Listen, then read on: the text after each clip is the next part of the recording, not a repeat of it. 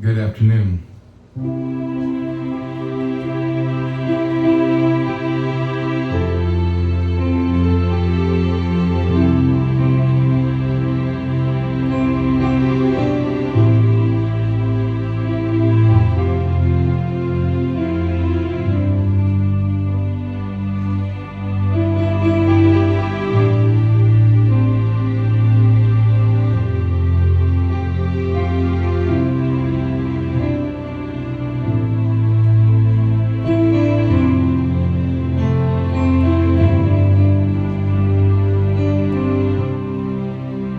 You know that song.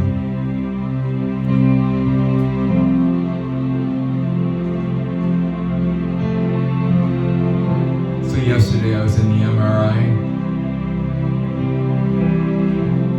and the Lord gives me a vision, and that's for a later date. Sorry.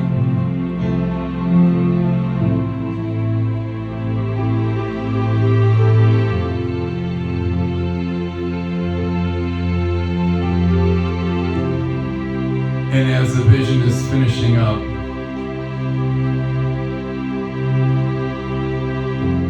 I say, Lord, to show me that this is you talking to me, let me hear the next song be Goodness of God. I had your headphones. While he's talking to me, one of my most favorite Christian songs. You know what that one is, right?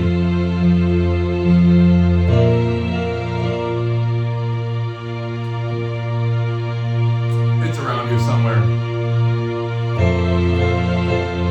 I can only imagine. So he's telling me, just imagine what it's going to be like.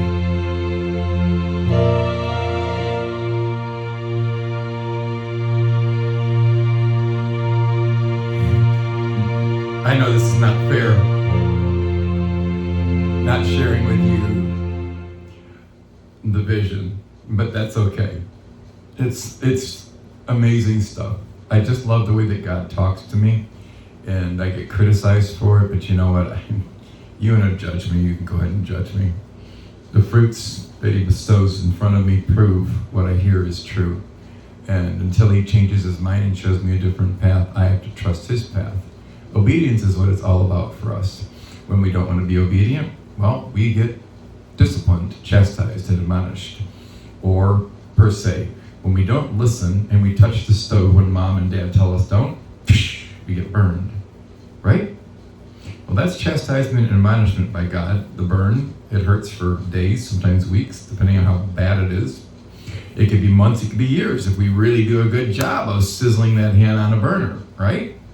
So it's our choice as to how severe do we want that burn to be putting our hand on the stove? Do we want to continue to just keep on burning it and burning it and burning it and let the suffering just, man, this is really hot and it really, really sucks, Lord, but, oh, wait a second. Yeah, that's right, I should be listening to you. You told me don't put my hand on the stove. Don't do what I did. Okay, will you help me heal this? Lord? Lord, well, you haven't listened to me, so you have to deal with the punishment, the consequences. You burned your hand. It's going to take a little bit of time because you did this to yourself. But Lord, you did this. This is called consequences. But Lord, so we expect him to clean up a mess. We expect him to instantly solve the problem that we created when we put our hand on the stove and decided to hold it there and burn the living hell out of it. Well, isn't that kind of making a mockery of God? Saying, hey, Lord, I'm going to put my hand on the stove here even though you told me not to, but I expect no burn from it. My hand should be just perfect because I want to do what I want to do. Reflecting back to this sermon I did a couple days ago, taking that square whole block and whittling it away to fit what we want it to fit, this whole after we take away God and throw him on the floor. No, God, I don't want to listen to you, so if I want to burn my hand, I want to do what I want to do. Man, this is getting hot. This is nasty. Ow. But I'm going to keep it here because I want to do what I want to do. And then we expect him to just heal the hand up. Well, it takes time. And if we continue to stay with our hand on the stove, it will continue to burn. It will continue to chastise and admonish us until we decide to remove our hand from the stove and take it to where the Lord wants to be, to heal it. If you humble yourself and turn from your wicked ways and pray to me, I will hear your prayers and I will heal your lands. There's reasons why these scriptures all cross-reference from one to another to another to another. So we can choose to keep our hand on that stove, or we can say, Lord, help. So I'm laying in this bed, and he starts this vision. Prior to this one, there was 2 songs leading up to the last song.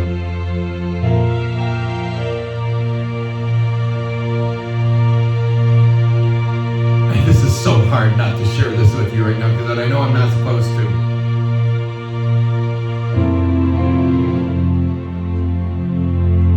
He's taunting me.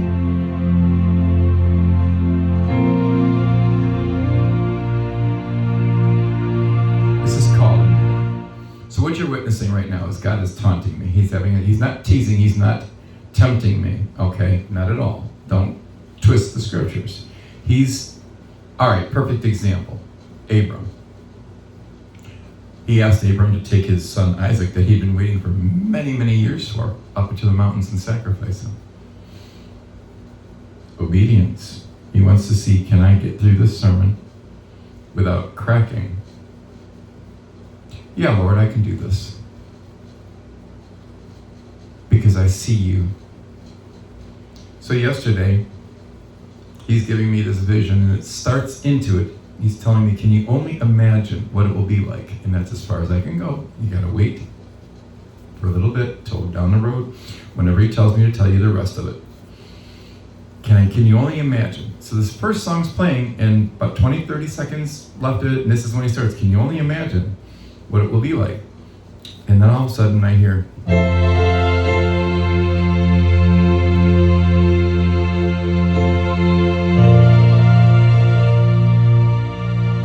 you think God wasn't talking to me?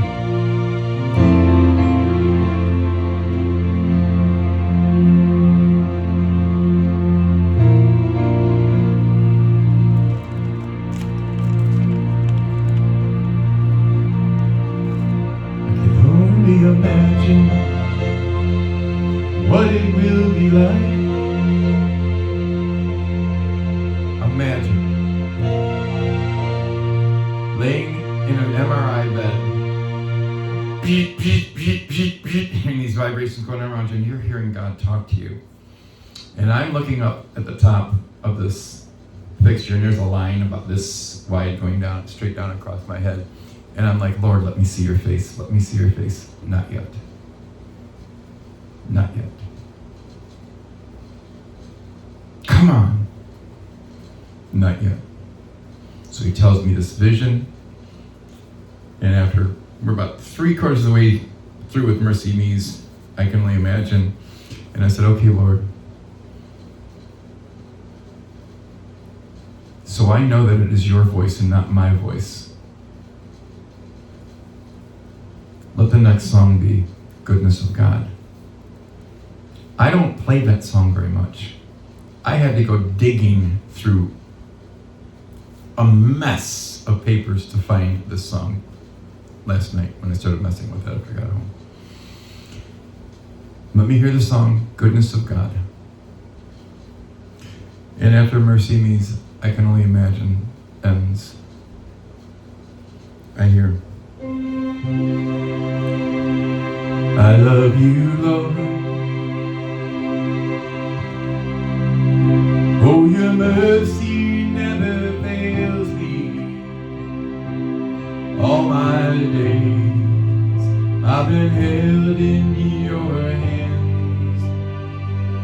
From the moment that I wake up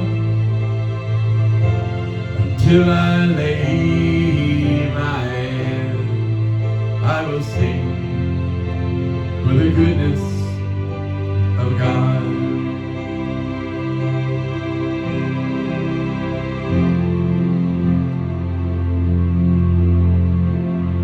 Imagine laying there